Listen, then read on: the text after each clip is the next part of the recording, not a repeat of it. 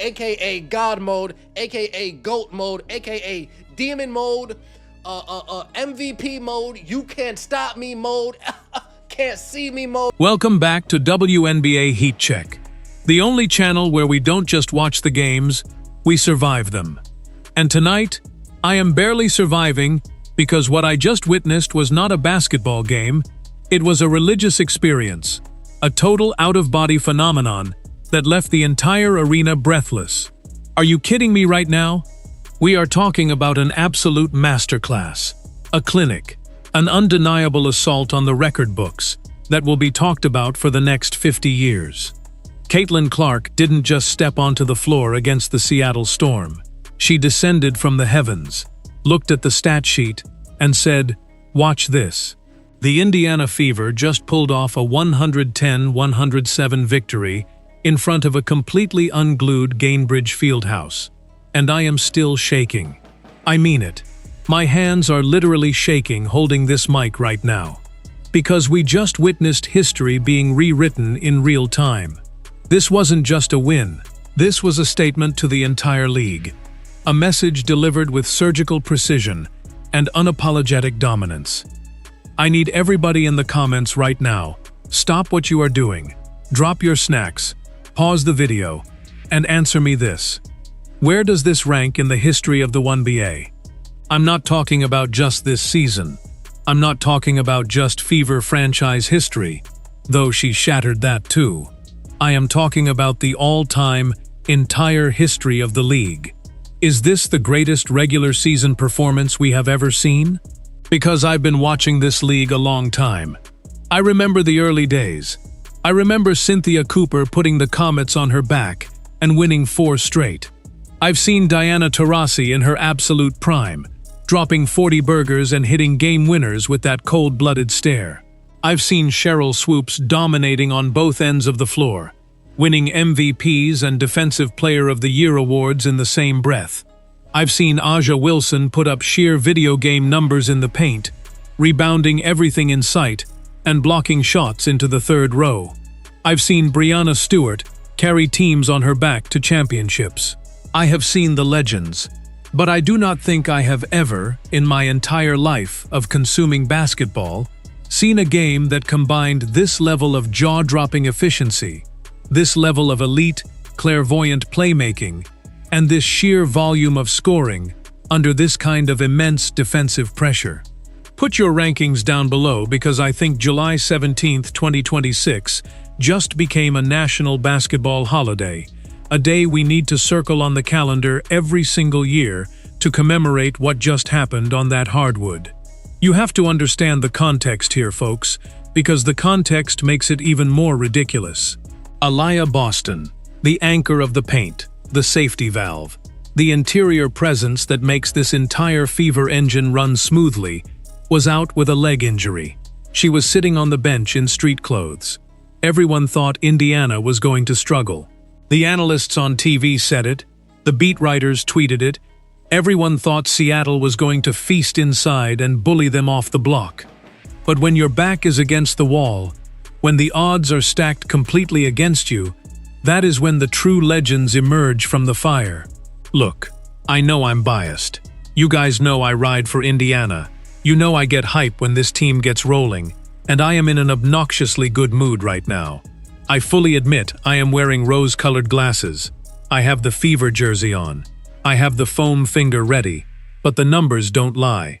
Even if you hate the Fever, even if you wake up every morning just to hate on this team, you cannot argue with the math. The math is absolute, and tonight, the math was violent. It was aggressive. It was completely uncompromising. We started this season calling her CC. It was a nice, simple nickname. Then she started hitting from 30 feet, so we called her the Logo. But tonight, we have to upgrade the nomenclature. We have to go to the comic books, we have to go to the anime, we have to go to the video games to find the right words. She went from CC to the cheat code. She went from the cheat code to Super Saiyan. And in that fourth quarter, she bypassed Super Saiyan entirely. She completely skipped Ultra Instinct. She ignored every known power scaling metric. and straight-up activated GOAT mode. There is no other word for it in the English language. She tapped into the Matrix. She read the source code of the Seattle Storm defense. She found the firewall, and she deleted them from the server permanently. CC, the cheat code, was operating on a frequency that mere mortals cannot comprehend. She was seeing the game 3, 4, maybe 5 frames ahead of everyone else on the floor. It was like she was playing chess while Seattle was playing checkers in the dark. Let me just read you the single most shocking stat line I have ever seen on a professional basketball box score, and I want you to remember, and this is the craziest part of the whole video. She was on a minutes restriction. The medical staff literally had her on a minutes restriction. 45 points, 10 assists. Let that sink into your brain for a second. Let it marinate. 45 and 10. No one has ever done it. Not once, not ever. In the entire, storied, multi-decade history of the Women's National Basketball Association, we have never seen a 40-point, 10-assist game until tonight. And she didn't just crawl to those numbers taking 30 shots. She didn't just chuck the ball at the rim and pray. She shot 11 for 18 from the field. That is surgical. That is a maestro at work. She went 6 for 10 from beyond the arc. And she lived at the charity stripe, aggressively attacking the rim, taking the contact, and knocking down 17 of 19 free throws. Oh, and just for fun? Because why not? She added 4 steals and 2 blocks. Are you kidding me right now? Are we watching the same sport? Let's take it back to the opening tip, because the tempo of this game was pure, unadulterated chaos from the absolute jump. The first quarter starts, the ball goes up, and Indiana comes out blazing like they were shot out of a cannon. They hang 37 points on Seattle in the first 10 minutes. 37. It tied their highest-scoring first quarter of the entire year. The building is rocking. The decibel level is through the roof. But here is the crazy part. CC, the cheat code, was just setting the table. She wasn't even looking for her own shot yet. She was playing the role of the ultimate facilitator, the point guard, manipulating the defensive rotations. She had 5 assists in the first quarter, tossing absolute dimes, threading needles, dealing cards like she was at a high-stakes poker table in Vegas. Kelsey Mitchell was the one cooking early, and we have to pause and give Kelsey Mitchell her absolute flowers right now. Mitchell was a human flamethrower. She dropped 17 points in the first quarter alone on 7 for 9 shooting. She was hitting floaters, she was finishing through contact, she was pulling up in transition. She finished with 30 points on the night. The Clark-Mitchell backcourt combined for 75 points. 75. That is a new Fever franchise record for a duo. It was a 2-woman wrecking crew. But then the second quarter hits, the rotations change, and Clark decides it's time to eat. It is time to feast. She drops 14 of the Fever's 22 points in the second quarter on just 3 field goal attempts. I had to rub my eyes and look at the monitor again. How do you score 14 points on 3 shots? I'll tell you how. Because she was living at the free throw line, just absolutely manipulating the Seattle defense, putting them in the blender, baiting them into cheap fouls, forcing them into terrible decisions, and making them look utterly foolish. She was putting the entire Seattle roster in the spin cycle, head faking, drawing the contact, and calmly walking to the line. The Fever take a 59-56 lead into the locker room at halftime, and the building is buzzing with a nervous, electric energy. We knew Seattle wasn't going away, and after halftime, there was a lull. The Storm didn't back down. You have to respect Seattle. They are a proud franchise. They are a well-coached team, and they came out in the third quarter and turned this beautiful game into an absolute muddy dogfight. They fought back. Seattle threw everything, including the kitchen sink, at them. They started trapping at half court. They implemented this ultra-physical, grinding defense. They were face-guarding, denying the ball, bumping cutters, clawing their way back into the game possession by agonizing possession, and they took a narrow 88-82 lead heading into the fourth quarter. The Fever were down by 8 points late in the third. The momentum had entirely shifted. It felt like the air was getting violently sucked out of Gainbridge Fieldhouse. You could feel the anxiety, the dread creeping into the crowd. The fans were quiet. The bench looked stressed. But that is when the comeback started. That is exactly when the switch flipped. When they were down, when they desperately needed a bucket to stop the bleeding, she took over. She just took over. She just took over. Are you kidding me right now? Every single time down the floor, the Seattle Storm knew exactly who was getting the ball. The coach knew it. The players knew it. The popcorn vendor in section 204 knew it. And it did not matter one single bit. She just took over. They threw double teams at her. They blitzed the pick and roll. They tried to completely deny her the inbound pass. They brought help from the weak side, but she was inevitable. She was Thanos with the Infinity Gauntlet. She poured in 16 points in the final frame alone, orchestrating an offensive symphony that left the defense completely paralyzed, frozen in their shoes. I was sitting here in the studio, ready to absolutely roast the Seattle frontcourt for missing their rotations. I had a whole segment prepared, written down in my notes, to talk about how their defensive scheme was looking like Swiss cheese in the pick and roll. I was ready to go in on them for letting a rookie guard dictate the entire pace and rhythm of a crucial late-season game. But you know what? I'm in too good of a mood right now. I literally cannot even be mad at Seattle. They actually played hard. They really did. Rookie Dominique Malonga had 28 points and 14 rebounds. She was an absolute force of nature on the glass, cleaning up everything. Flau'Jae Johnson had 16 points, hitting big shots. Wnba had 16. They tried. They really, truly tried. Bless their hearts. But you can't game plan for a natural disaster. You can't draw up a defensive scheme on a whiteboard to stop an act of God. You can't stop a player who is shooting from the logo with utter confidence and threading the needle through 3 defenders with eyes in the back of her head. We absolutely have to talk about the signature plays, because I am still losing my mind over that fourth quarter sequence that sealed the deal. Picture this in your mind. Under a minute left on the clock, the game is tighter than a snare drum. Seattle has the ball. Flau'Jae Johnson is at the top of the key, trying to make something happen, looking to tie it up or take the lead with a clutch shot. The tension is unbearable. And out of absolute nowhere, Clark reads the passing lane like she wrote the opposing team's playbook herself. She darts in, fast as lightning, swipes the ball right out of Flau'Jae's hands, her 4th steal of the night, by the way, and pushes the tempo the other way like a runaway freight train. It was the dagger. It was the defensive play of the game, maybe the season, from a player who just gave you 45 on the offensive end. She was playing both sides of the ball at an elite level. And let's not forget the 3-pointer earlier in the game, at the 7:28 mark in the second quarter. I will never forget this shot. She comes off a screen. Defenders are right in her grill, no daylight at all, and she just casually pulls up from the parking lot. Splash. Nothing but the bottom of the net. That wasn't just any 3.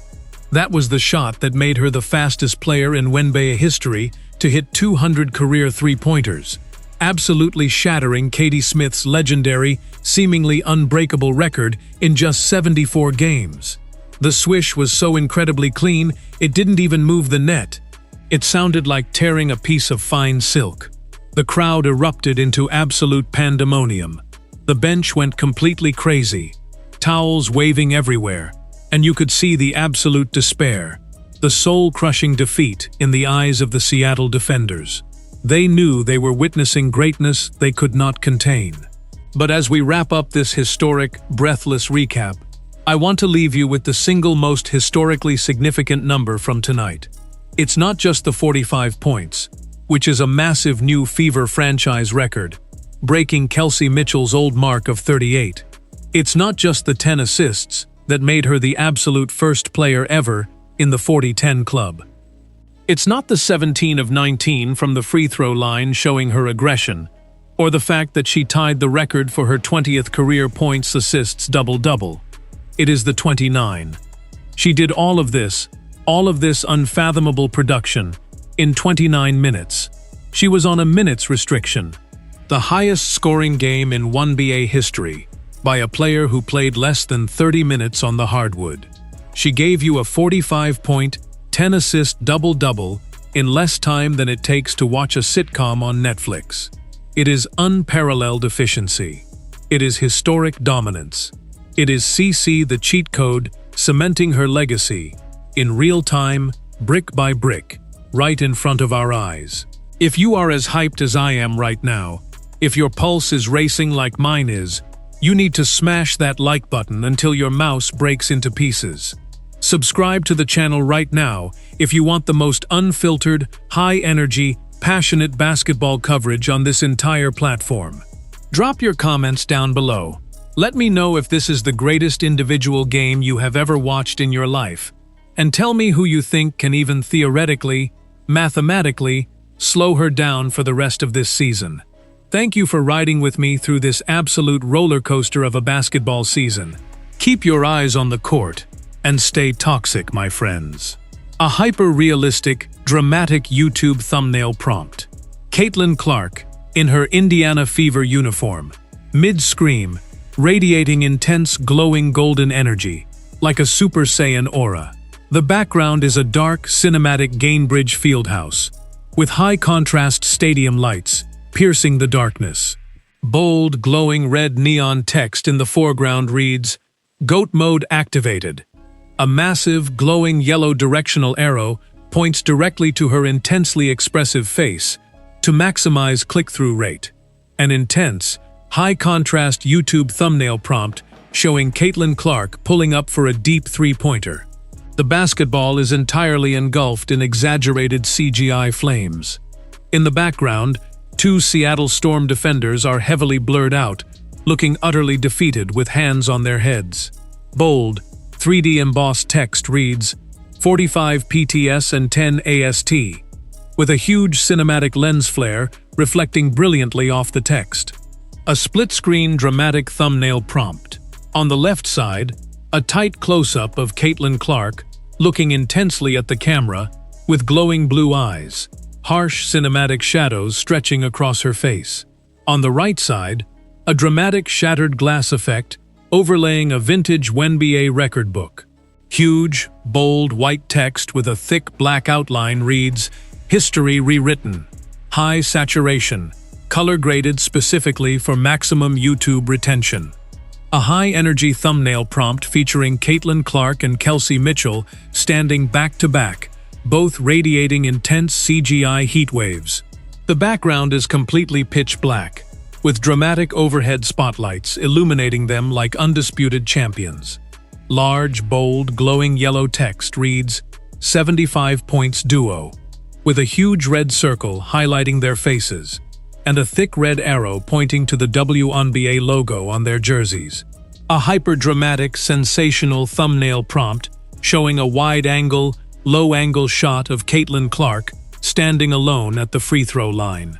The stadium is pitch dark, lit only by a single dramatic, heavenly spotlight shining straight down on her like a superhero, arriving to save the city. Bold, glowing metallic text hovering in the air above her reads, "The greatest game ever," with a large, bright red arrow pointing directly to a fiery, exploding graphic of the number 45. Caitlin Clark just broke the Wnba. Welcome back to Wnba Heat Check. In this episode, we break down one of the most unbelievable, historic, and downright disrespectful performances in the entire history of professional basketball. Caitlin Clark completely dismantled the Seattle Storm defense, dropping an absolutely historic 45 points and 10 assists in just 29 minutes of action. She becomes the first player in Wnba history to ever join the mythical 40-10 club, shattering franchise records and becoming the fastest player to ever hit 200 career threes. We are talking about GOAT mode being officially activated. With star center Aaliyah Boston out, CC the cheat code and Kelsey Mitchell, who dropped a massive 30 points, combined for a staggering 75 points to secure the impossible 110-107 victory in a thrilling, heart-stopping comeback against Dominique Malonga and Flau'Jae Johnson. From her insane first-quarter playmaking masterclass to her clutch fourth-quarter hostile takeover and game-winning defensive steals, we recap every single jaw-dropping moment of this hardwood masterpiece. Where does this rank all time? Did we just witness the greatest individual performance in Wnba history? Let me know your thoughts in the comments below. Don't forget to like, subscribe, and turn on all notifications for more unfiltered, high-energy hoops coverage. Keep your eyes on the court, and stay toxic, my friends. The greatest game in Wnba history? 145, the context. Boston out in the stakes. 3:10, GOAT mode activated, the 45-10 masterpiece. 4:30, first quarter chaos and Kelsey Mitchell's 17 points. 6:15, the free throw clinic and making history fast. 8 o'clock, Seattle Storm fights back. Malonga and Flau'Jae. 9:45, the fourth quarter takeover and clutch steal.